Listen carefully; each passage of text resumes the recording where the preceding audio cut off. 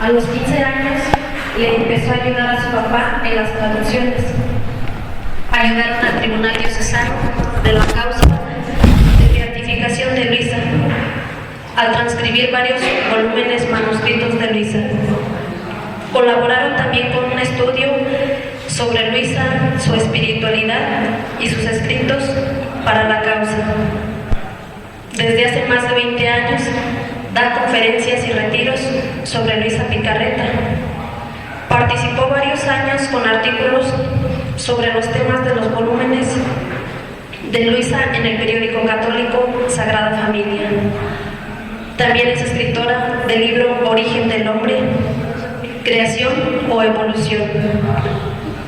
La conferencia que hoy nos va a compartir se llama La Divina Voluntad, tercera obra de Dios nuestro Señor para toda la humanidad. Adelante.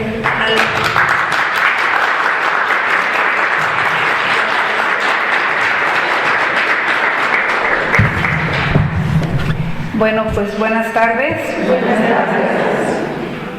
Qué gusto que con ocasión de este quinto aniversario de su capilla de adoración, pues podamos compartir este conocimiento que nos va a servir más pues para incrementar aún más nuestra manera de adorar a nuestro Señor, y eso pues se reflejará también en nuestra vida diaria. Bueno, pues antes que nada, felicidades por estos 5 años y que sean muchos más de acompañar a nuestro Señor que está ahí, ¿verdad?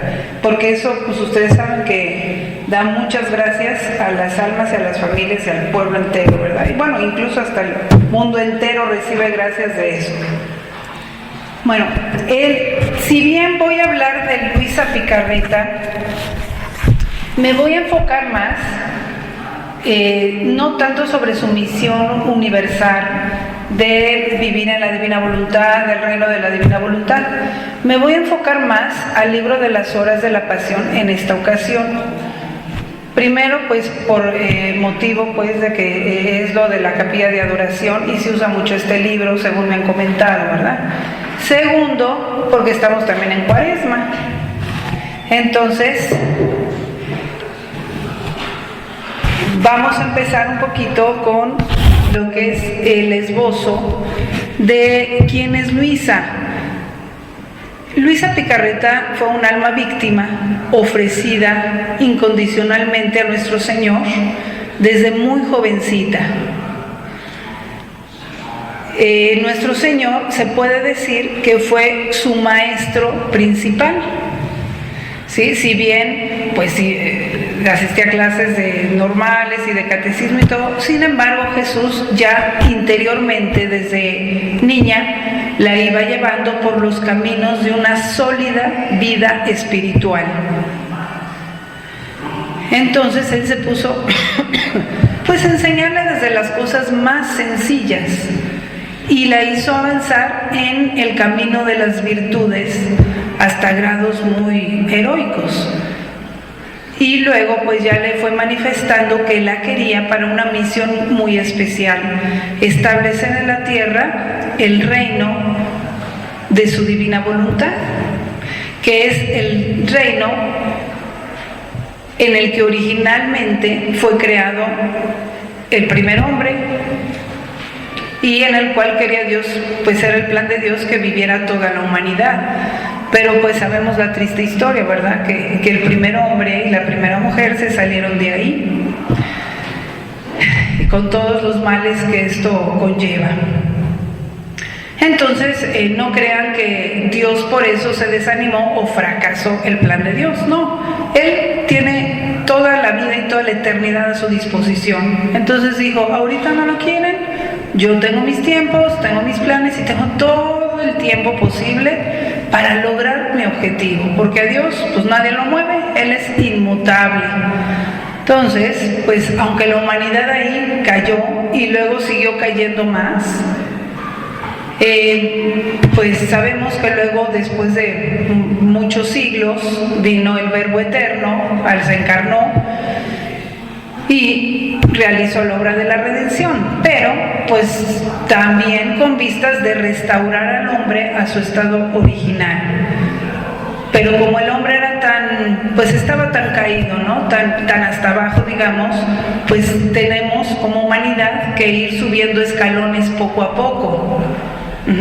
Claro, si ya nos ponemos a ver individualmente, en todas las épocas, siempre hay personas que quieren seguir el plan de Dios y hay otras que no, y Dios no forza a nadie. El que no quiere seguir el plan de Dios, pues se va quedando fuera de ese plan amorosísimo de Dios y de los bienes que va llevando pues todo ese plan de Dios para nosotros. Pero eso no impide a Dios que siga derechito haciendo su plan, el cual nunca se ha detenido. Entonces, para la humanidad con Jesús empieza a subir otra vez, hablando en términos generales, como les digo, sin ver tanto el lado negativo de la gente que no ha querido. También siempre ha crecido también el mal, pero vamos a enfocarnos en lo que Dios ha hecho.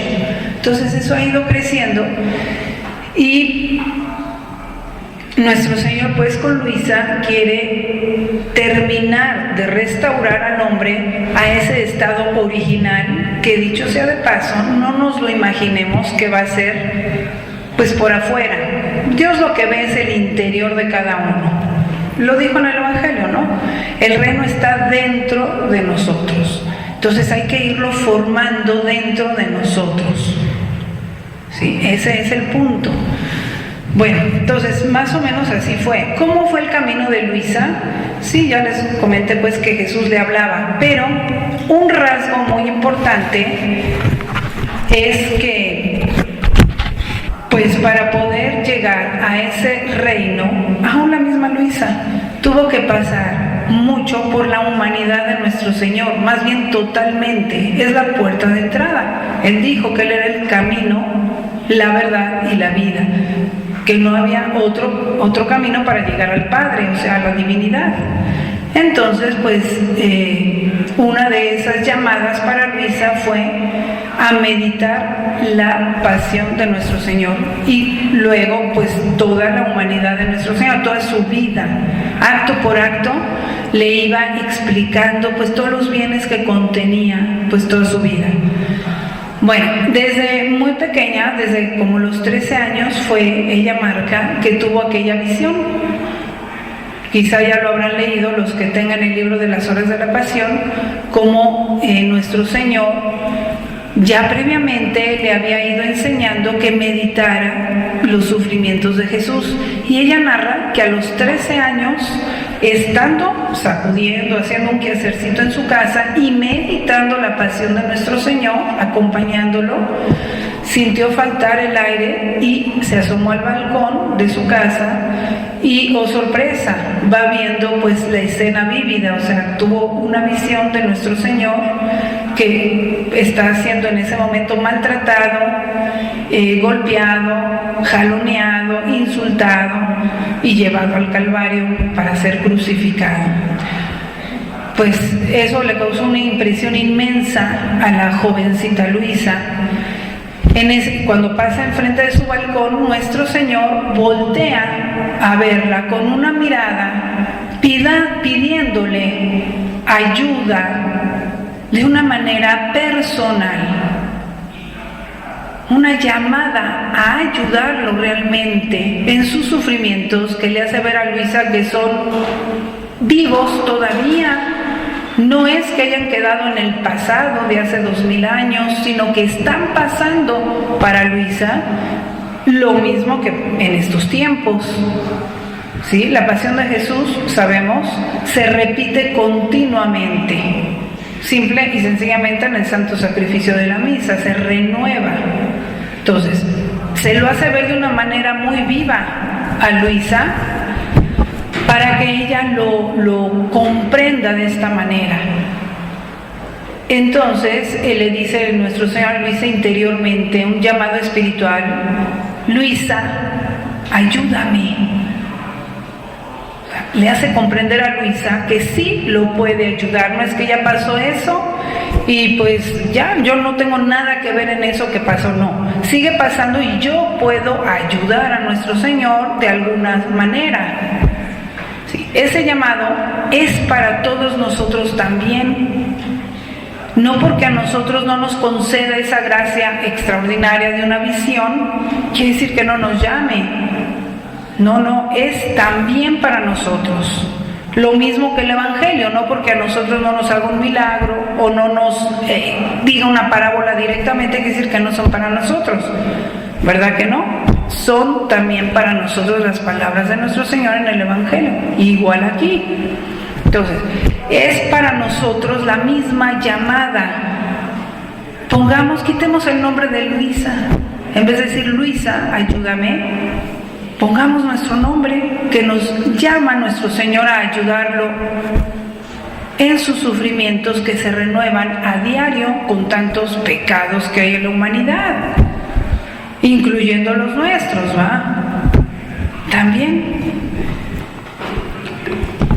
A partir de ese momento, ella con más,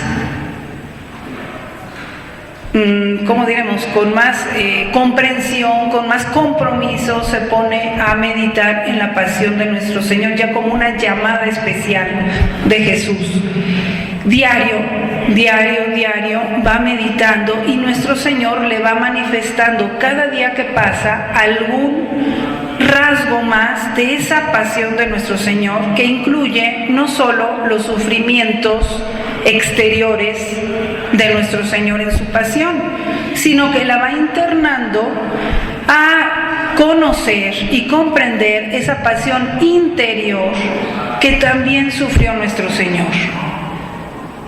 Y que eso pues no viene mucho en el Evangelio. Algo, ¿no? Sabemos que fue, por ejemplo, traicionado.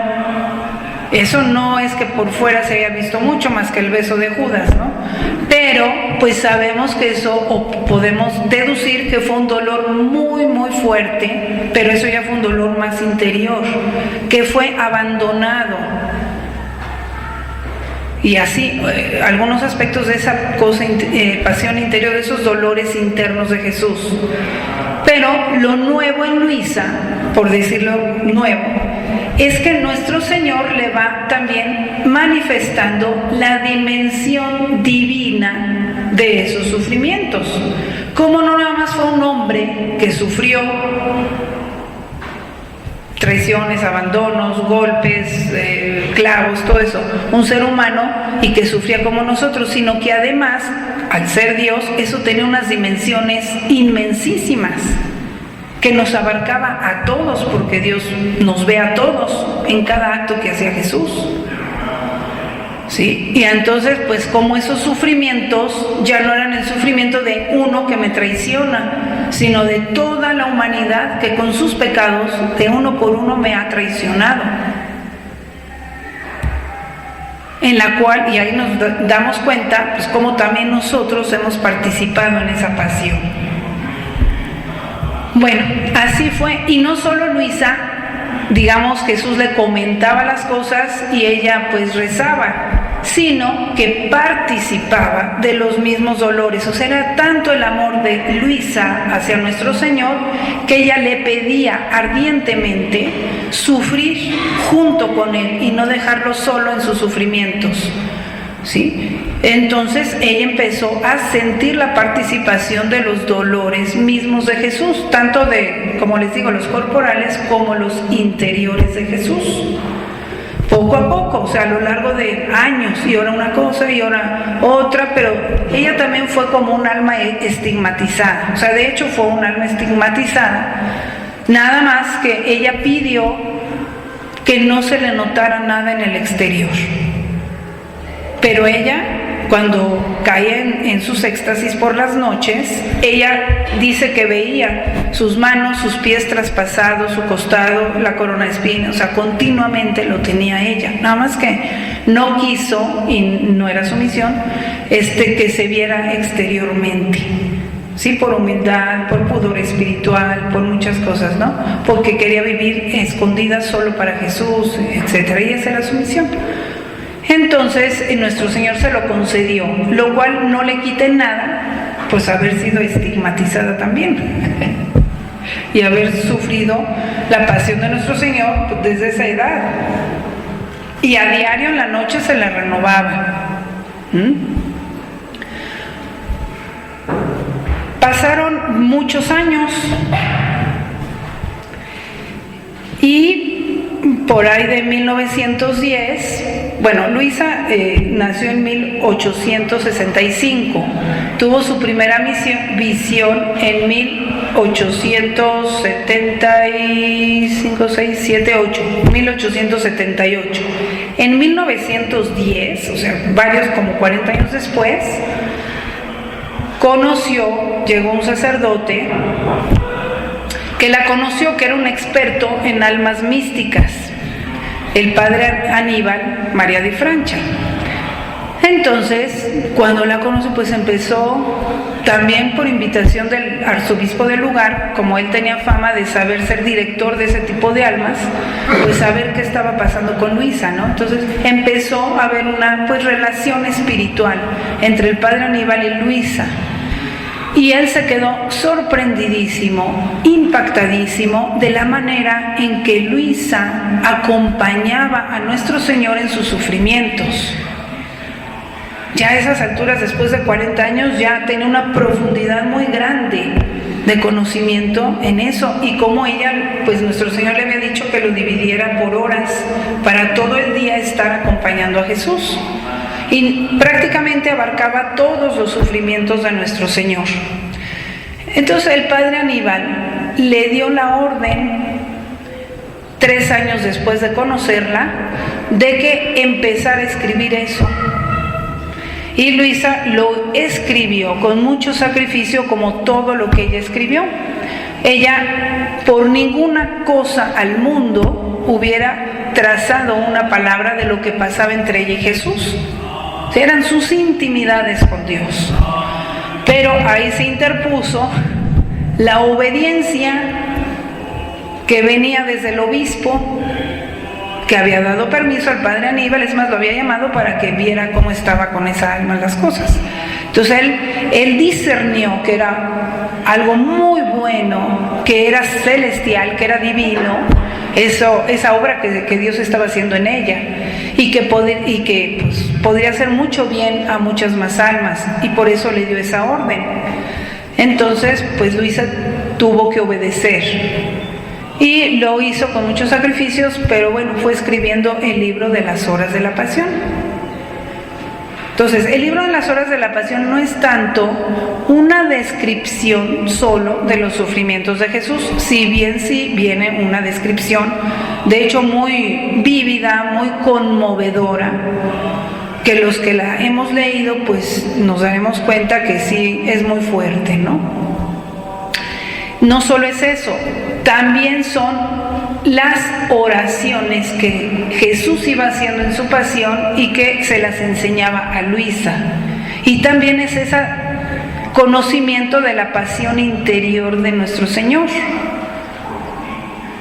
En fin, es muy completo y en cierta manera novedoso para su época, bueno, y también para esta, ¿verdad? O sea, la profundidad que tiene y la unión con Jesús sufriente que viene en esas líneas de las horas de la pasión. La primera vez que fueron publicadas fue en 1915, con todos los permisos de la iglesia, Niki Lobstad e Imprimatur. Les puedo contar un episodio que pasó con el padre Aníbal. Una vez llegó muy contento a Corato con Luisa y con las personas de ahí, y le dijo, le preguntaron que por qué venía tan contento, y él les contestó: es que vengo de ver al Papa, que en aquel tiempo era Pío X. Al Papa Pío X me recibió una audiencia, como él era fundador de 2 congregaciones, pues lo recibió en audiencia. Y me puse a leerle algo, le comenté del libro que Luisa escribió, aunque todavía no estaba publicado. Y le comenté y me dijo: a ver, vamos a léame algo de ese libro. Y entonces le leyó de la hora de la crucifixión. Y entonces estaba el padre Aníbal leyéndole al Santo Padre Pío X, y cuando llegó a una parte en que Luisa dice y narra las palabras mismas de Jesús que le dijo a ella, el Papa lo interrumpió y le dijo: padre, de rodillas, vamos a escucharlo de rodillas, porque aquí es Jesús el que habla. El Santo Papa Pío X reconoció que eso era divino. Entonces, por eso venía tan contento el padre Aníbal. Es una anécdota que se cuenta desde tiempos de Luisa, los testigos que la presenciaron.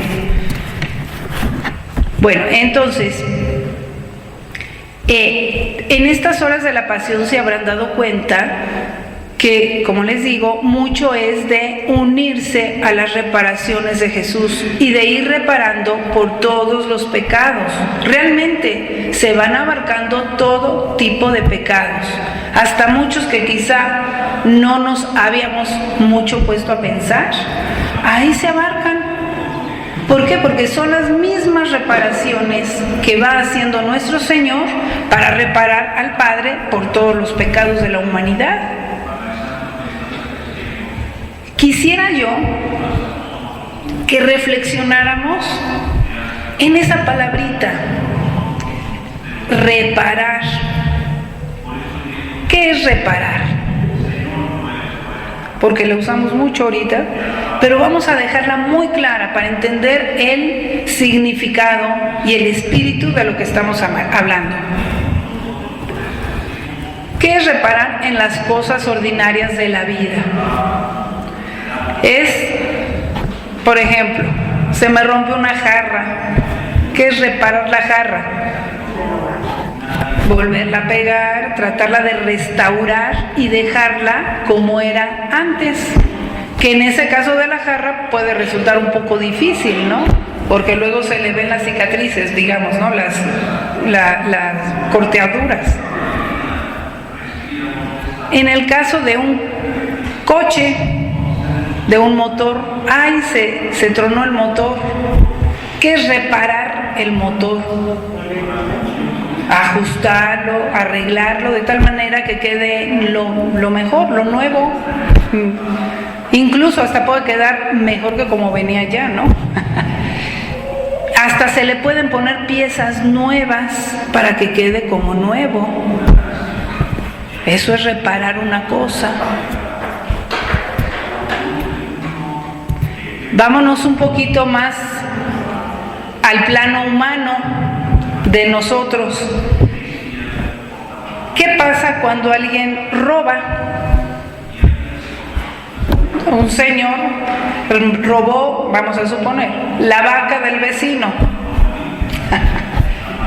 Luego se arrepintió. ¡Qué barbaridad! Ya me di cuenta que eso está mal. Va y pide perdón. Perdóname, vecino, robé tu vaca. Muy bien. ¿Y ya ahí acaba la cosa? ¿Qué hace falta? Reparar, o sea, restituir lo robado. Si no, no está restablecida la justicia.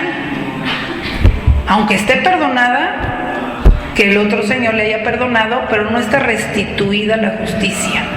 Y lo debe. Perdonar no es perdonar el daño, es nada más la ofensa.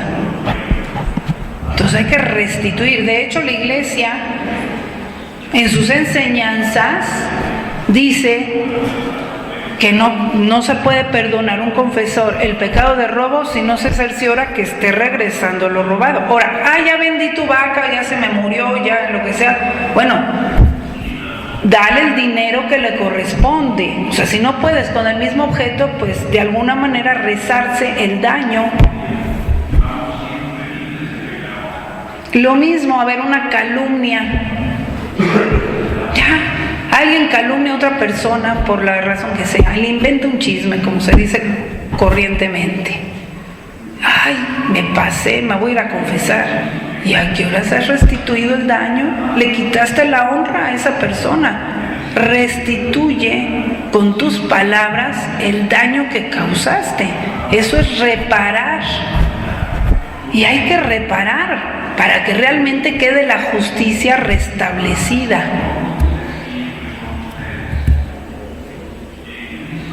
Vean. Y así hasta de las cosas más pequeñas. Si ofendemos a una persona, le insultamos, pues sí, le puedes pedir disculpas y todo, pero la justicia todavía no está bien. Repara, hay que reparar. De alguna manera, hay que buscar la manera. Ahora, háblale bien, alábala de algo bueno que tenga. Igual, en una calumnia hay que reparar la honra. Pero vean cómo ya aquí nos metemos en un terreno un poquito más difícil. Tú esparciste una calumnia, ya se fue volando por 1000 gentes más por allá. Ahora, ¿cómo vas a restituir? Pues hay que hallar la manera. Ahora con internet, con WhatsApp. Bueno, hay gente que hasta calumnian al Papa. ¿Cómo lo van a reparar el daño de una calumnia o de hacer una murmuración contra alguien en internet? Pues de alguna manera, por lo menos que se les vea la buena voluntad de reparar eso. Porque aunque te confieses, sí, Dios te perdona eso, pero todavía le debes, no has reparado. Por eso, fíjense, por eso es el purgatorio. Ahí veamos nosotros, si nos vemos ahí, pues cuántas cosas podemos reparar con nuestros prójimos. En la vida familiar también debemos de reparar quizá muchas cosas.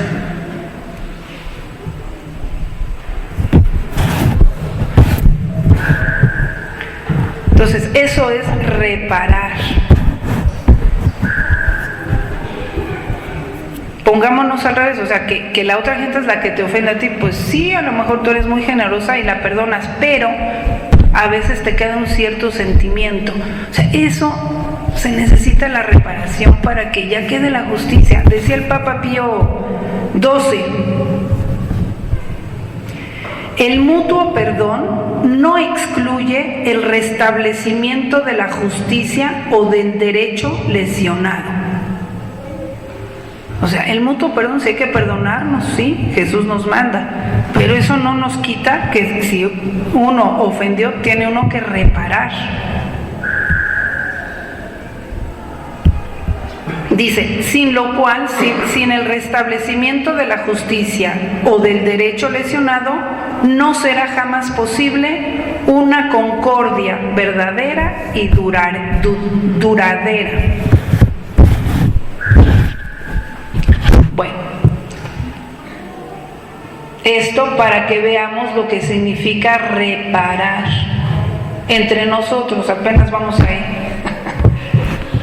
Bueno, esto haciendo un paréntesis, ¿no? Que aunque no es mucho el tema, pero bueno, veamos cómo por eso la Iglesia enseña que y Jesús en el Evangelio y San Pablo y todo, lo más grande es la caridad, el amor.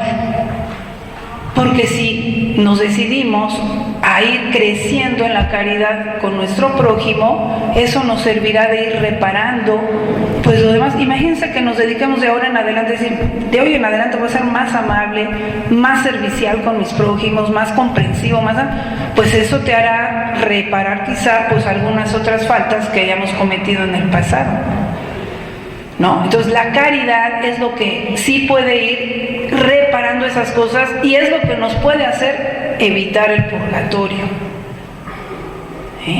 La caridad con el prójimo, y claro, ahorita vamos a ver con Dios también, apenas vamos con el prójimo. Vean, entonces el purgatorio es eso, es ir a reparar también, porque a veces no entendemos, pero si se confesó muy bien y murió con los sacramentos, pero le falta reparar muchas cosas, de amor, llenarse más de amor al prójimo. Ahora imaginémonos si ya nuestro prójimo, al que le debíamos algo, ya se murió, ¿cómo vas a reparar? Bueno, hay maneras, hay que pensarlas. Ahí está la oración, la comunión, ofrécela por todas las personas y hay que resarcir. Entonces aquí ya también vemos cómo la oración también nos sirve, orar por los demás, ¿verdad? Para ir, pues de alguna manera tratando de reparar. Bueno, entonces tengamos este espíritu también en nuestra vida diaria. ¿Por qué? Lo recalco un poquito porque Jesús dice también, si vienes al altar y traes tu ofrenda y te acuerdas que tienes algo contra tu hermano, deja tu ofrenda y ponte bien con tu hermano. O sea, primero sí quiere Dios eso, que estemos bien entre nosotros en esa caridad. ¿Sí?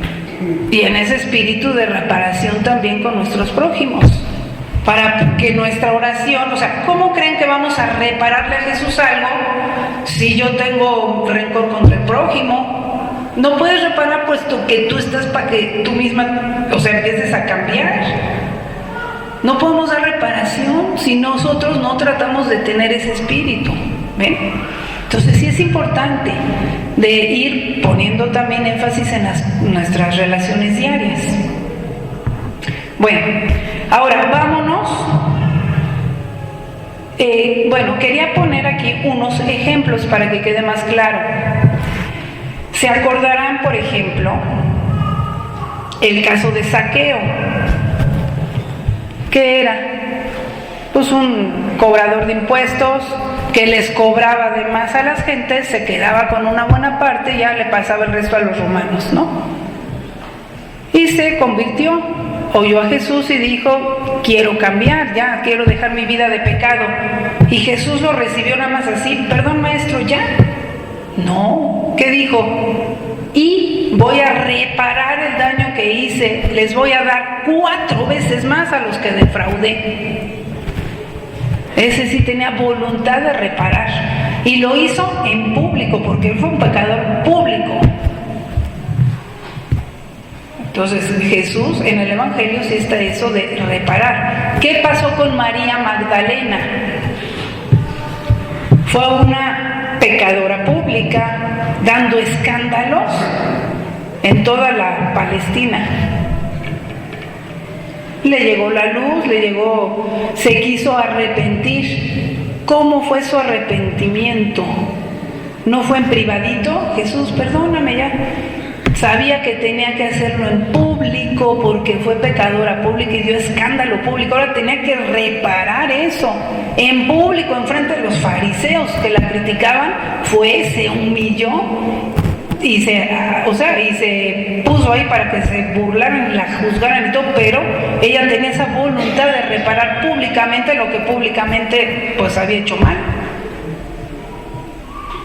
Y se dedicó no solo a seguir a Jesús en público, fue una de las principales discípulas de Jesús que estuvo hasta el pie de la cruz, sino que cuando ya Jesús se fue al cielo, todo el demás tiempo se dedicó a la penitencia de sus culpas. Ya Jesús, desde el primer momento Jesús le dijo, a quien mucho ama, mucho se le perdona. O sea, le había perdonado sus pecados, pero sabía que tenía deudas que reparar. Y lo hizo el resto de su vida. Seguramente unida a la pasión de Jesús, ella que estuvo ahí al pie de la cruz, ¿verdad? Entonces vean, hay que tomar en cuenta también eso, pues.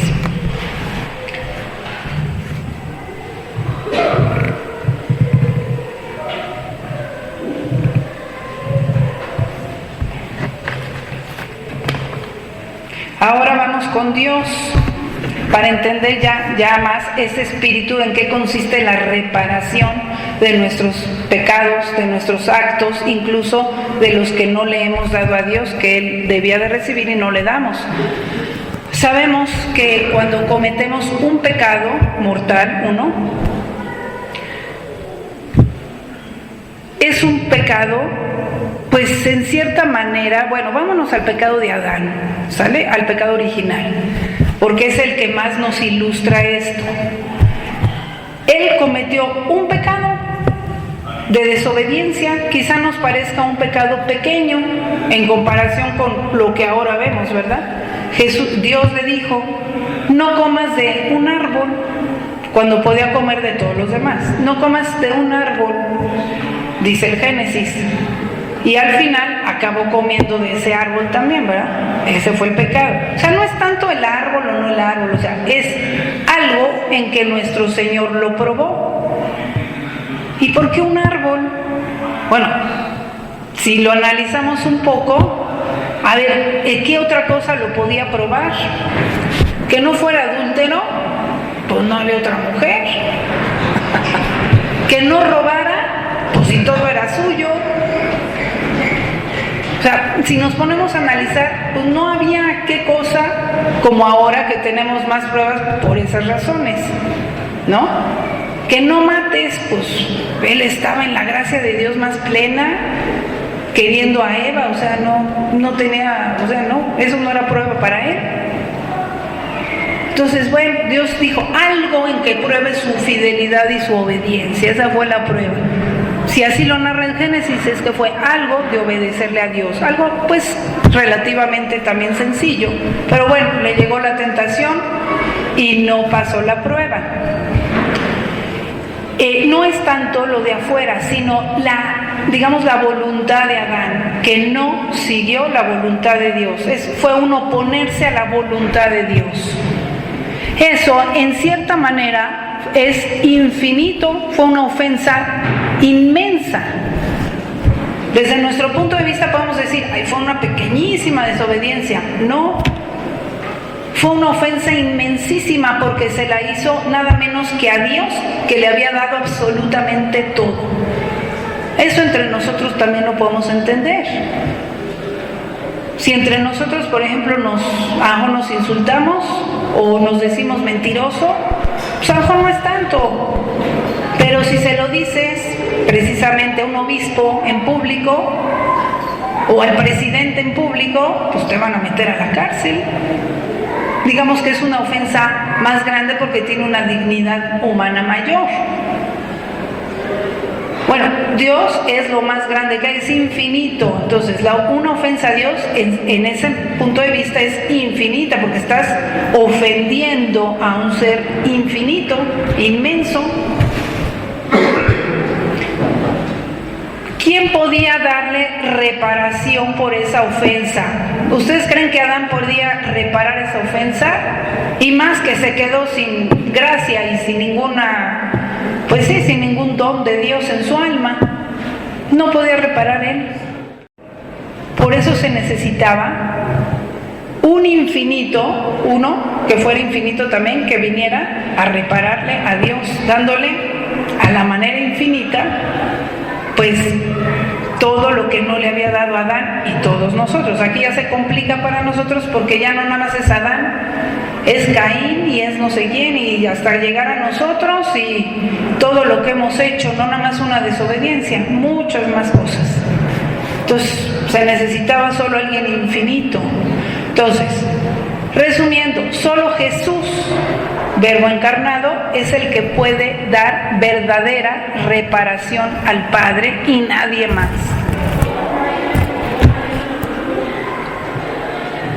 Y él voluntariamente, no obligado, quiso venir y dar esa reparación durante los 33 años que vivió en esta tierra, por todos los pecados, culpas y, bueno, hasta faltas, omisiones que tenemos nosotros.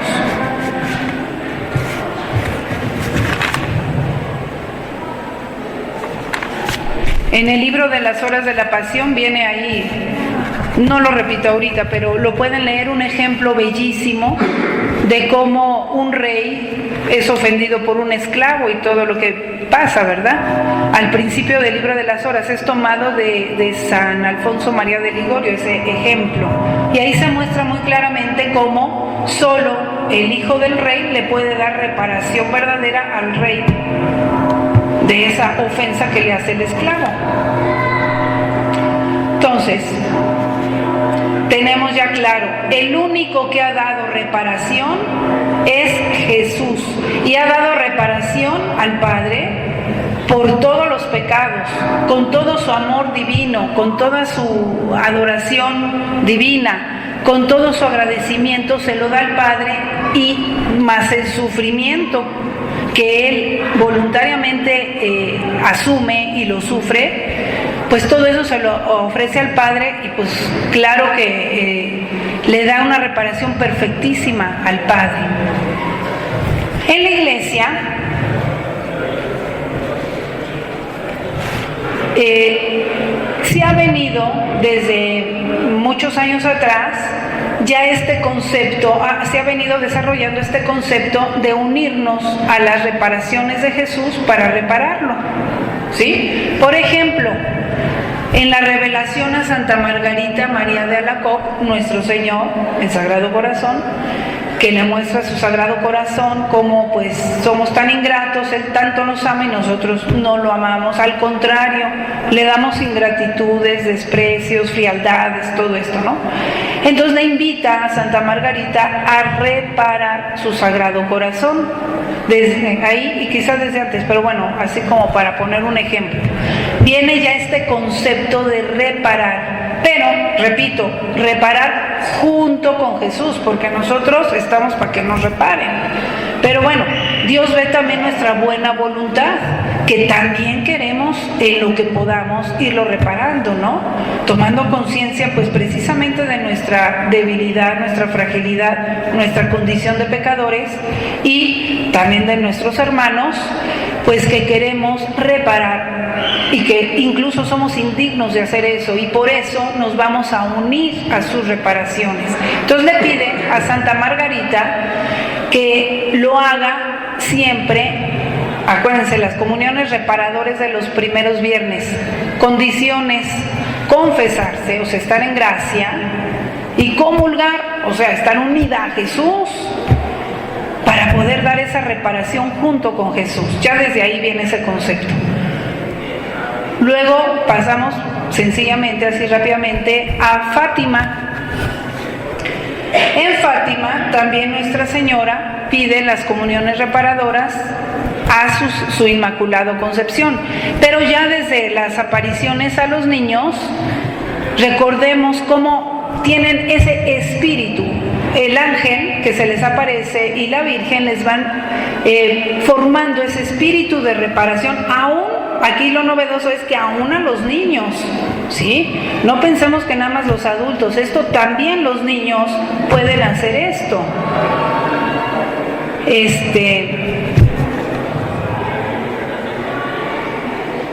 La oración que les enseña el ángel es,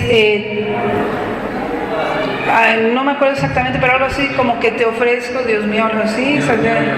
No, el de ofrezco el cuerpo y la sangre, alma y divinidad presente de nuestro Señor Jesucristo, presente en todos los altares de la tierra, en reparación. ¿Cómo va?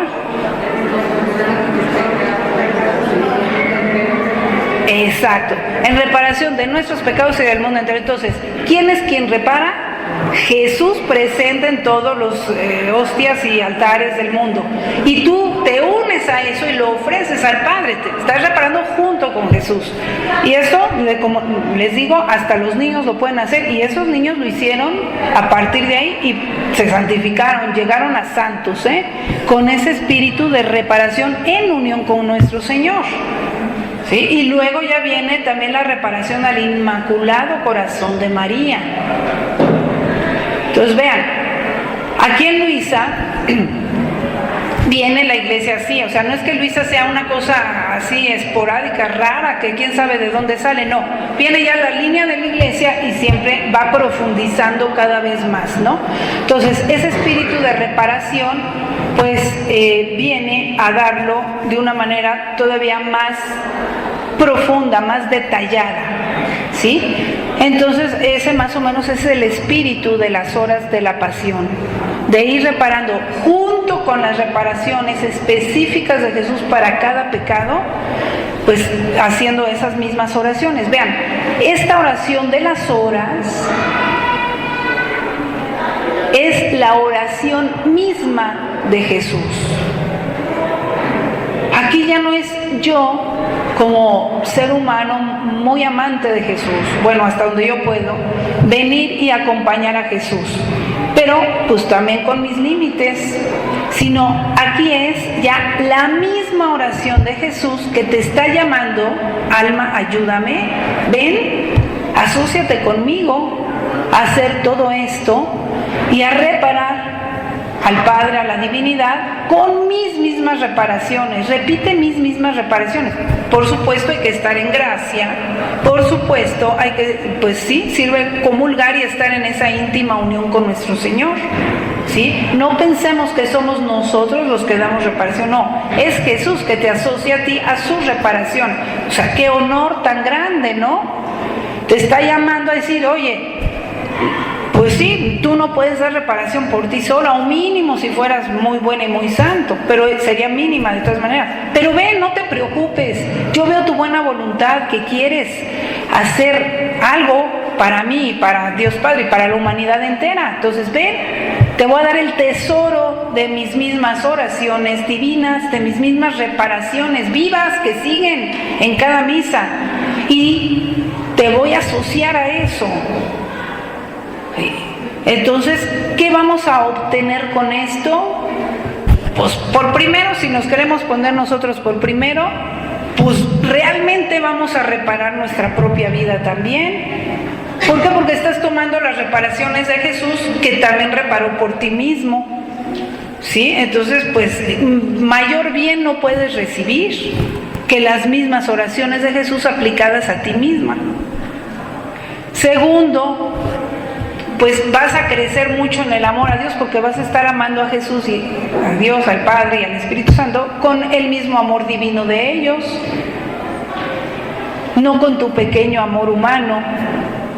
Entonces ya ahí ya estamos en otro nivel, en un nivel divino, que Jesús ya nos está llamando a eso.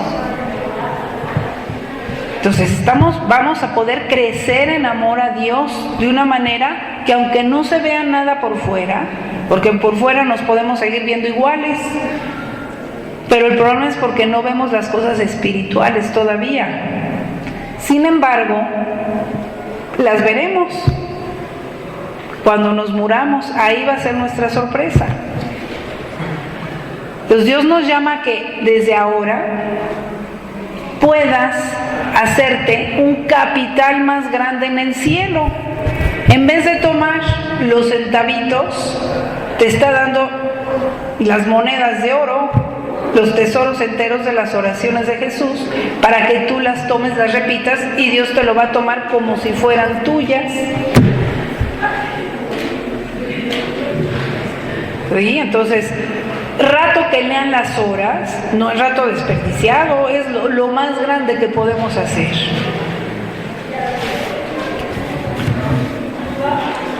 ¿Qué más beneficios nos puede traer las horas de la pasión? Que en vez de rezar por 2, 3, 20, 80 personas que conozcas, con Jesús vas a rezar por toda la humanidad y a obtenerles gracias a toda la humanidad. Porque no son tus pocas oraciones pequeñitas, sino aquí, repito, son las mismas oraciones de Jesús que alcanzan para toda la humanidad. O sea, te estás asociando a lo que Él hizo. Él rezó y sufrió su pasión por todos, sin excluir a uno solo. A nadie excluyó. Algunos se excluyeron, pero ellos se excluyeron, pero Jesús no los excluyó. Entonces te está asociando a que tú ores junto con Él por toda la humanidad, y no solo por toda la humanidad presente, por toda la humanidad de todos los siglos, desde Adán hasta el último. O sea, qué maravilla, ¿no? Qué honor que Dios nos dé, pues, la oportunidad de que nos hayan llegado los libros de las horas de la pasión y los demás de Luisa a nuestras manos. No sabemos el tesoro, la riqueza inmensa que es para nosotros y para todos los demás. Y no, parece que es exageración, pero como les digo, no es exageración. Al principio del libro de las horas también vienen unos capítulos en los que nuestro Señor le dijo a Luisa algunos de los beneficios de estar haciendo las horas de la pasión. Entre ellos también dijo, por ejemplo, que los que leen las horas de la pasión, porque Luisa le decía, Señor, los que hacen algunas oraciones vienen con indulgencias, o sea, evitar un poco el purgatorio. Esto ¿qué gana aquí el alma? El alma gana mis mismos méritos, no oraciones indulgenciadas, te quito tantos días de purgatorio, no, mis mismos méritos divinos. Y le doy al alma un puñado de amor divino, o sea, un puñado de amor de Dios más, o sea, Dios te va a amar más por toda la eternidad.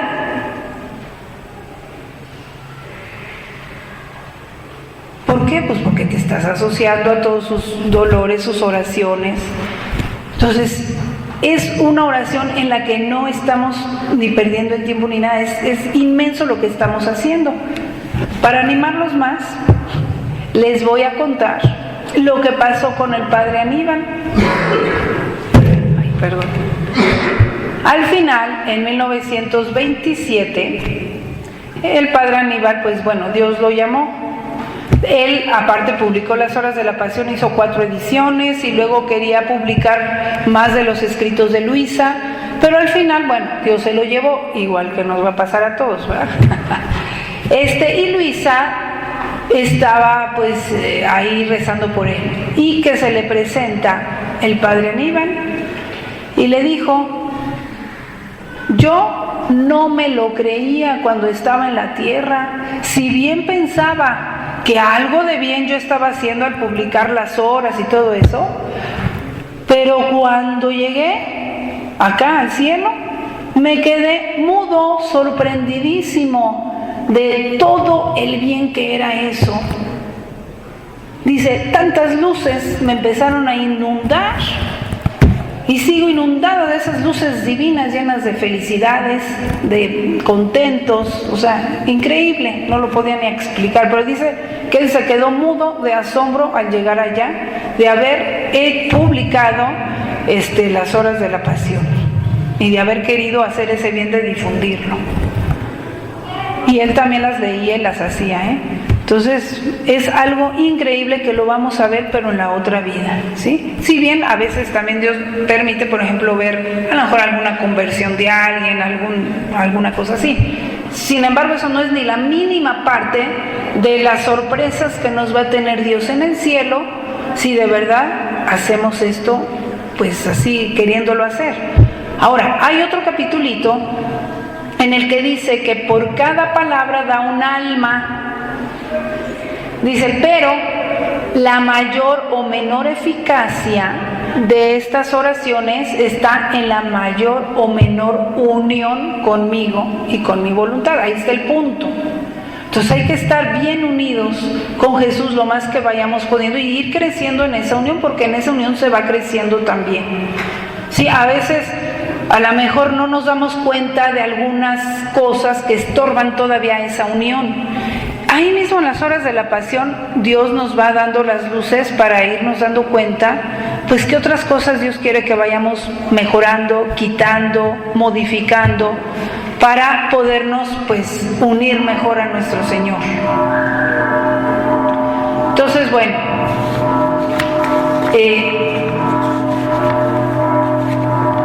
esto, pues como ven, es grandísimo. Espero que con estas cosas que ya se hablaron aquí tengan más ganas, más entusiasmo de acompañar a nuestro Señor en esa pasión que se renueva constantemente de Jesús. Y pues que sigan con todo entusiasmo, ¿sí?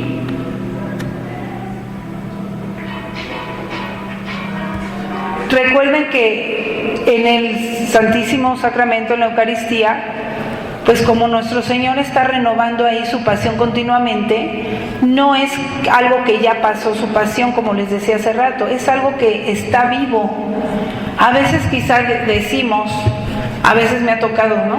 Que, ay, si yo hubiera vivido en tiempos de Jesús, qué hermoso a lo mejor ir y pues ayudarme con la cruz, o darle algo de beber, o ayudarle de alguna manera.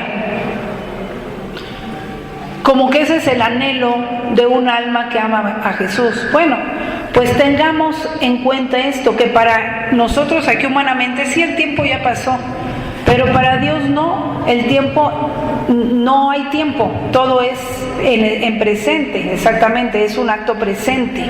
Entonces lo vemos clarísimamente en la misa, se renueva el sacrificio de Cristo, toda la vida de Jesús está en acto presente como si ahí estuviera pasando, bueno, está pasando realmente. Entonces, en cualquier momento que yo diga, como en las horas de la pasión, Jesús, voy al huerto de los olivos y quiero sostenerte en tu agonía, hago contigo tal y tal cosa, llevo tu sangre santísima a todas las almas, etc.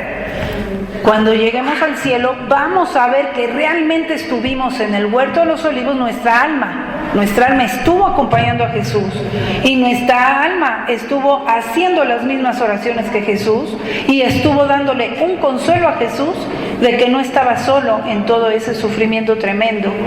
Imagínense qué gloria y qué felicidad llegar al cielo y decir, ay, mira, ahí está Jesús, cuánto sufrió por mí, pero ahí estoy yo también, que lo alabé, que lo sostuve, que lo consolé.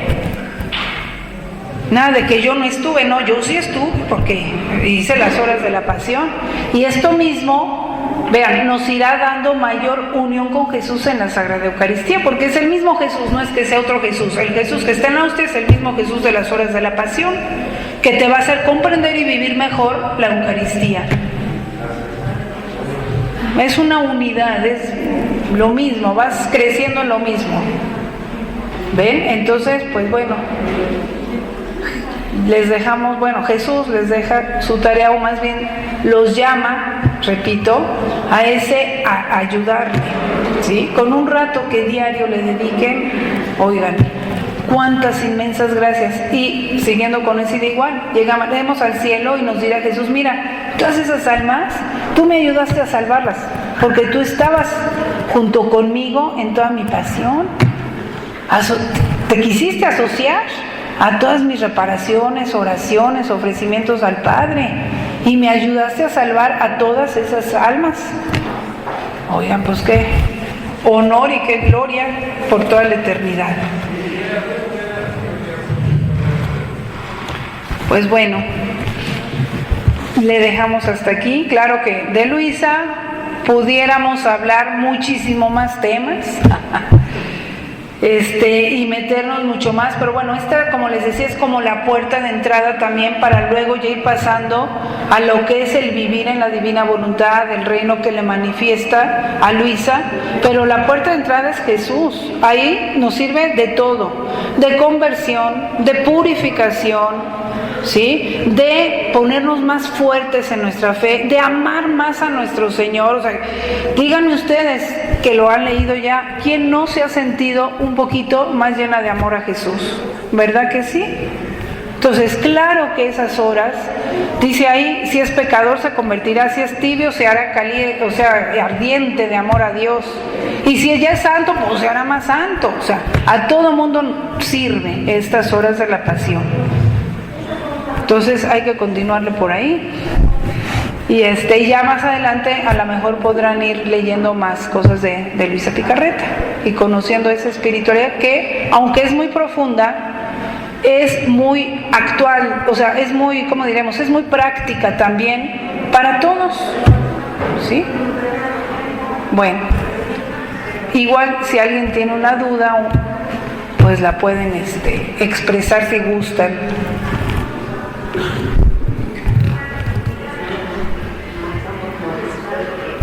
Sí, yo incluso se gusta que muchas veces hemos sacado de locos a buscar bien, una hora bien, como dice usted, pues sí, en cada somos voy intentando, y sí, lloro muchísimo porque me uno a él, voy viendo su sacrificio, su sangre, cómo sufre, cómo se dice, incluso me quiero cargar contigo, pues yo de llorar y llorar con otra sangre, de Jesús que es algo por una cosa que sí lo veo, yo lo veo en mi mente. Claro, nos lo hace como más vívido también ahí.